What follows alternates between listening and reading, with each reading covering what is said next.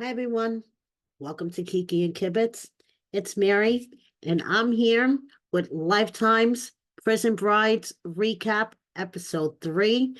I've seen him naked now, and some cast updates.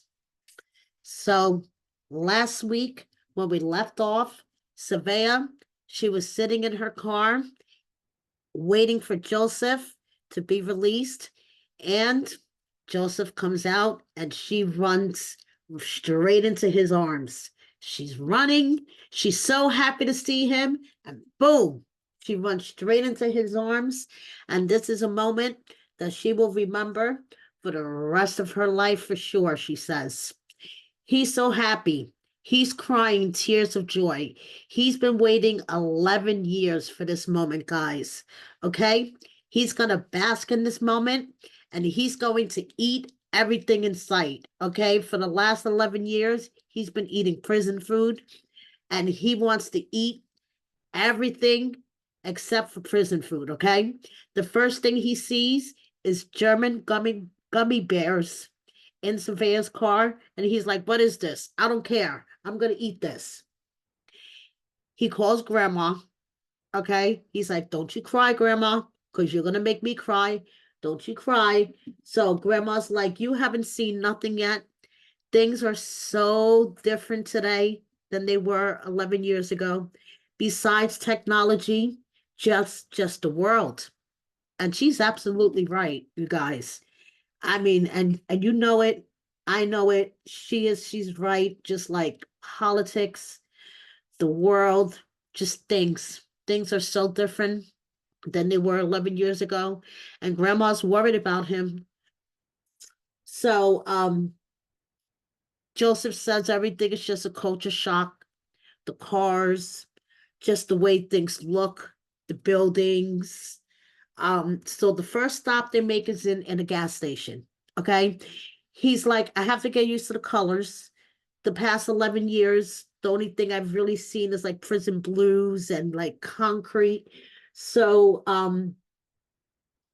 he goes straight for the Reese's and the pistachios. Okay. He buys a whole bunch of snacks. He buys Savea a heart pastry. He's like, "This is the first thing I've been able to buy my girlfriend." Buys a whole bunch of snacks, and it rings up to $38. He's like, "Holy shit. The price of food has gone up in the past 11 years." Yeah, the price of everything has gone up in the past 11 years, Joseph. Okay. You're going to realize this.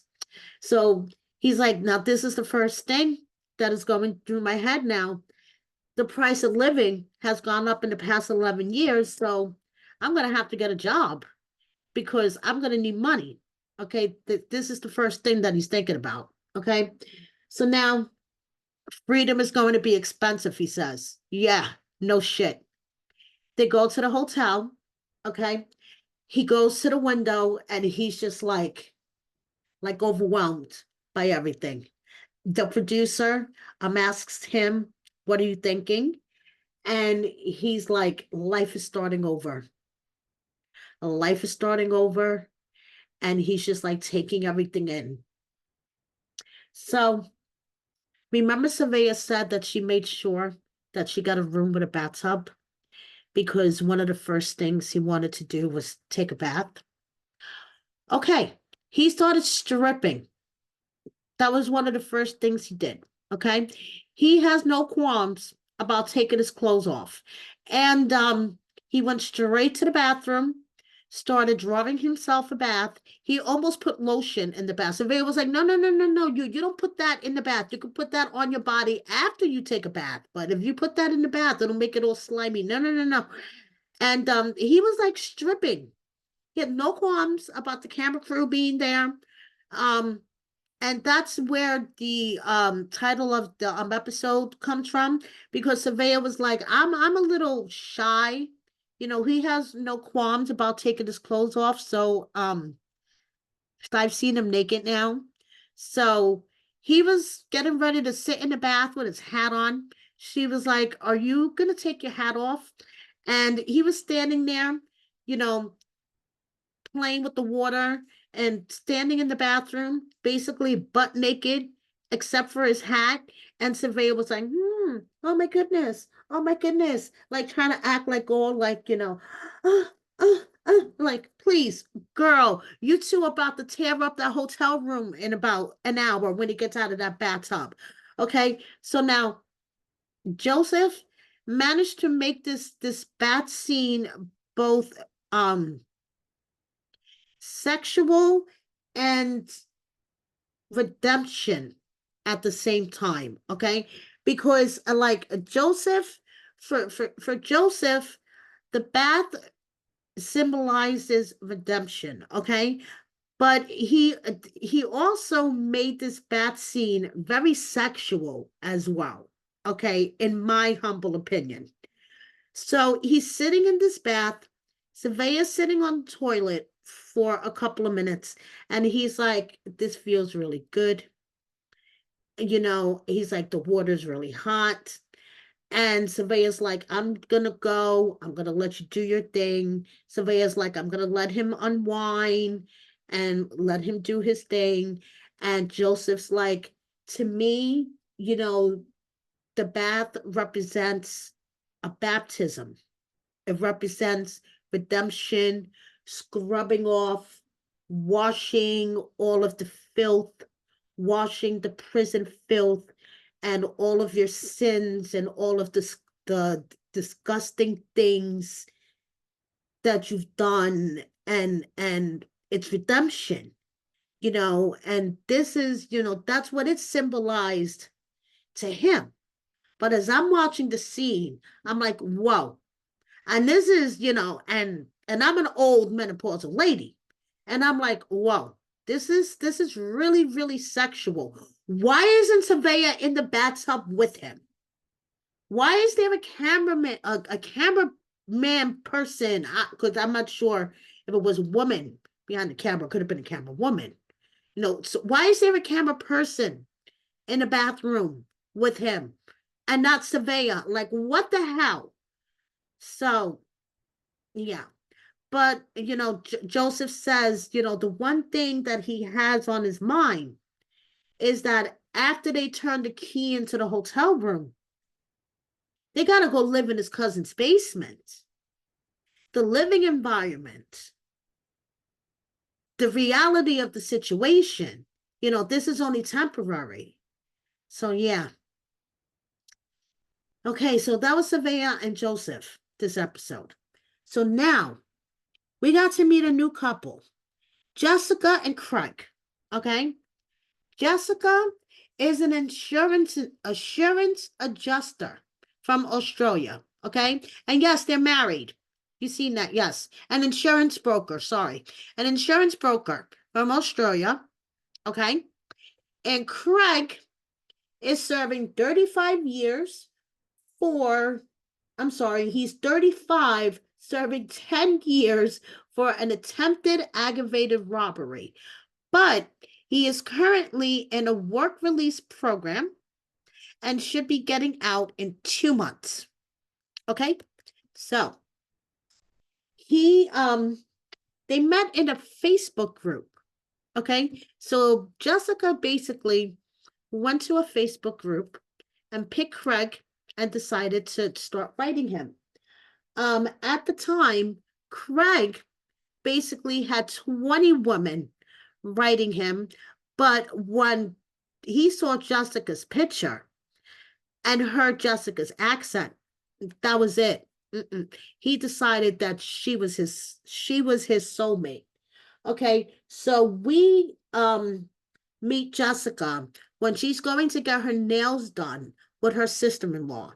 Okay, so she's the manicurist asks her, how does she meet her husband? And the manicurist gets an earful. Okay, it's one of those scenes. Okay, so she from the ages of 12 to 35, Craig has basically had about 3.5 years of freedom. Okay, let that sink in for a minute. His sister has had a strained relationship with him, but now they're working on building their relationship. Okay, so Jessica was basically, she was afraid in the beginning to tell Craig her real name, because she's never had a relationship with an inmate before. But when she was telling the manicurist this, I was thinking, but girl, you were on a Facebook page or a Facebook group that was basically a right and inmate page. So, that didn't make sense to me. Now, Craig, for his part, said that he spent $20,000 in phone calls to her. I was like, where the fuck did you get $20,000 to have that money to spend on phone calls? So I was like, okay. So anyway, he has been in a work release program now and has saved $35,000. Jessica has relocated her whole life, okay, because she has decided to marry him.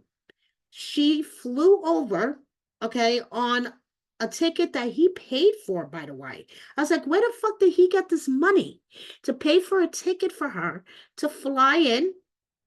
And they decided to get married, okay?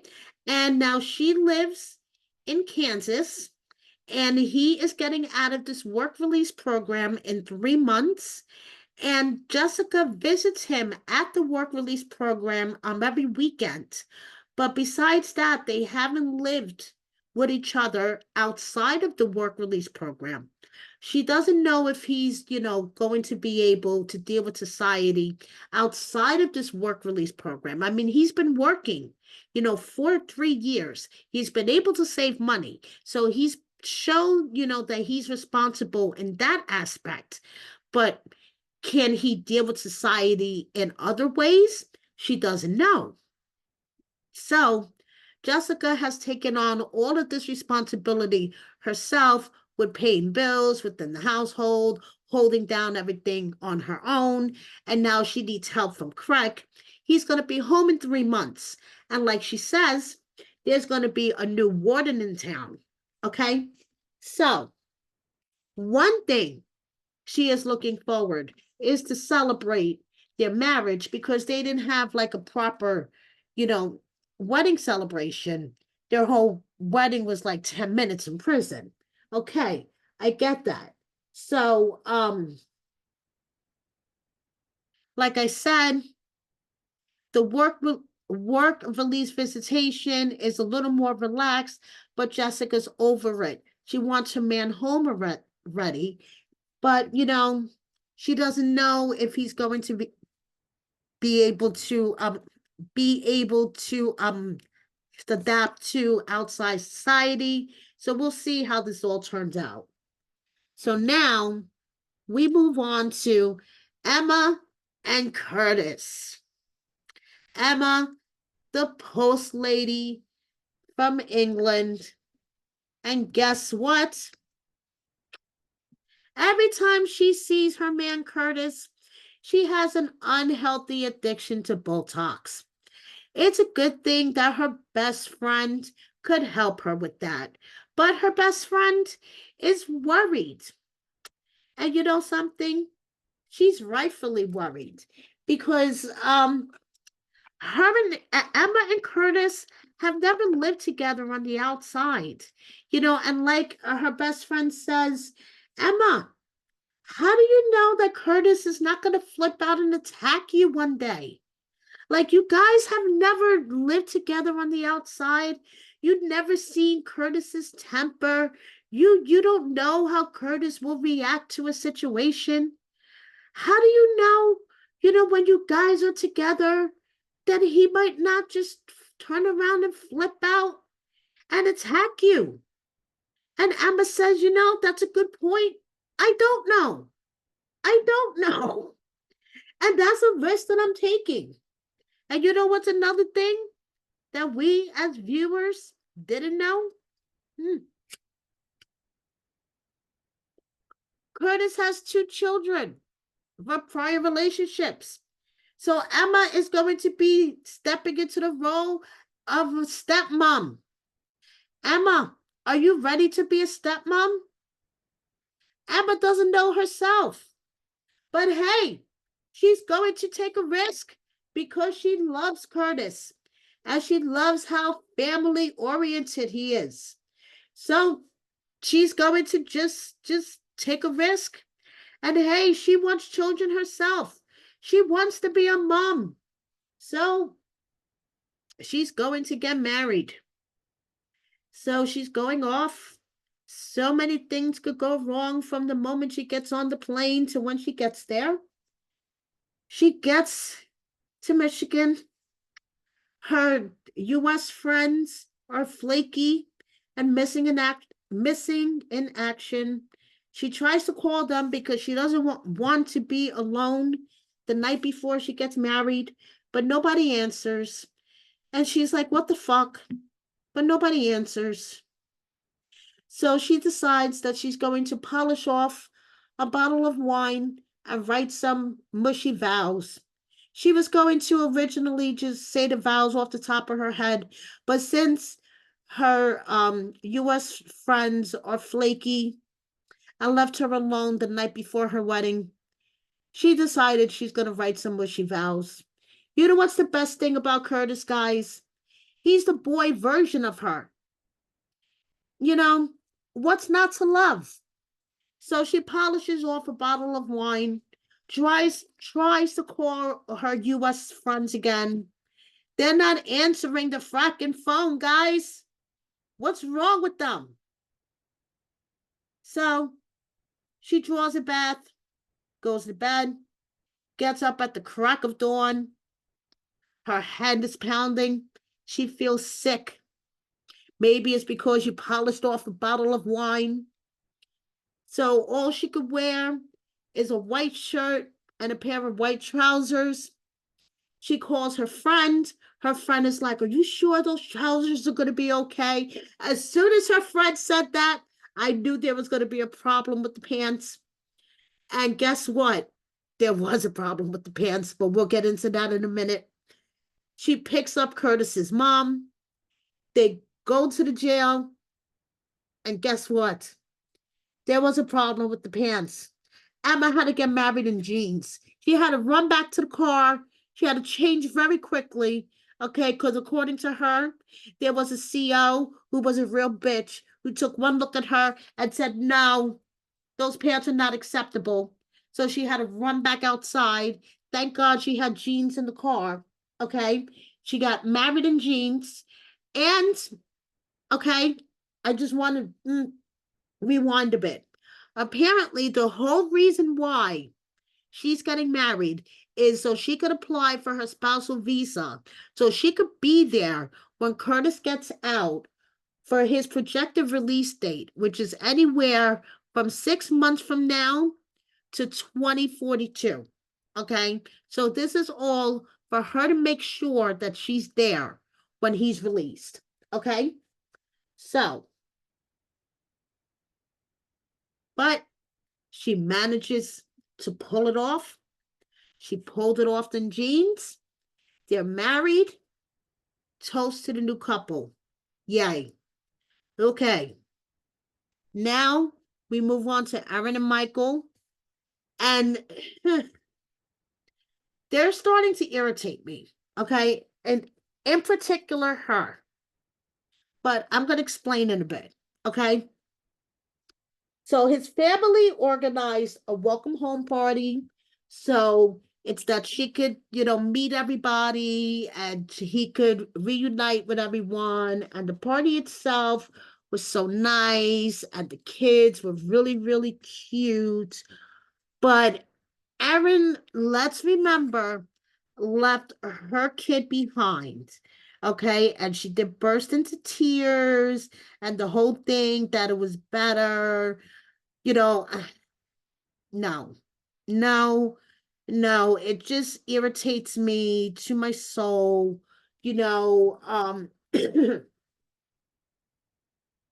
especially when she said seeing Michael with the kids, it makes her ovaries go, and no, Erin, keep your ovaries back, okay? Especially since you left your own child behind, okay?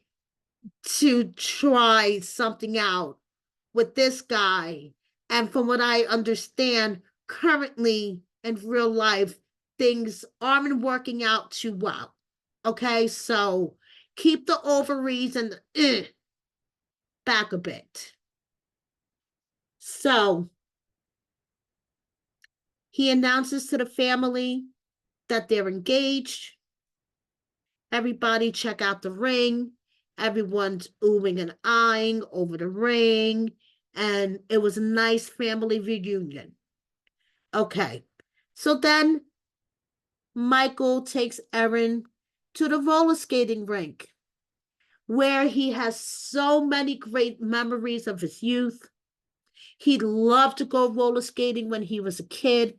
Erin loved seeing him smile, loved seeing him so carefree, even though she was afraid he was going to break a leg or bust his head open in the beginning. She was like, oh my God, I can't look. Oh my God, I can't look. But once, he was getting the hang of it and he started skating around, he was so happy, and Erin loved seeing him like that, and Michael said it just reverted him back to a carefree time. That's all great. And he says Erin has given him hope. So, okay. Now, let's get into some cast updates. Jessica and Craig, obviously, the new warden in town, and the inmate worked through whatever they needed to work through because they're having a baby. And yes, Jessica is having some pregnancy brain because she realized that she screwed up on the gender reveal and that it's May 2024 and not May 2023, but her due date is May 14th of 2024, and she's having a boy. So congratulations to Jessica and Craig. And as you can see, Craig is very happy to be having a baby. Now, Emma and Kurt, like I said, Emma got married to make sure so she could apply for her visa to make sure that she was here for Craig's release, which was projected anywhere from 6 months to 2042. So I just wanted to share this with you guys. Now, it's very, very brief. It's a blink or you miss it video, okay? So don't blink.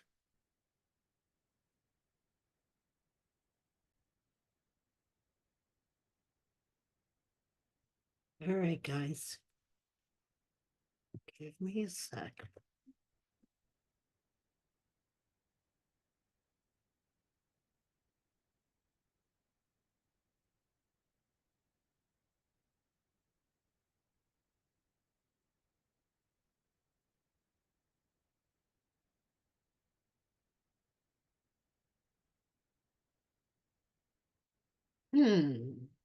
I wonder. And then we see here Emma, Kurt. Hmm. And then we have Andrea, who we met last week. Green pistachios are her favorite for life. And then we have another couple who we haven't met yet, Gabby and Jamal. And Gabby says, my husband is not your family's sacrificial, but I guess she means sacrificial lamb for y'all's dirty secrets and lies. I can't wait to hear their story. So, thank you so much for watching me. I'm really, really getting into this series, guys. It's Prison Brides, Wednesday nights on Lifetime at 10 o'clock. So I'm really, really into it. Thank you so much for watching me, guys. Please subscribe if you don't already. Hit that like button and share my video with a friend or 10. See you next time. Bye.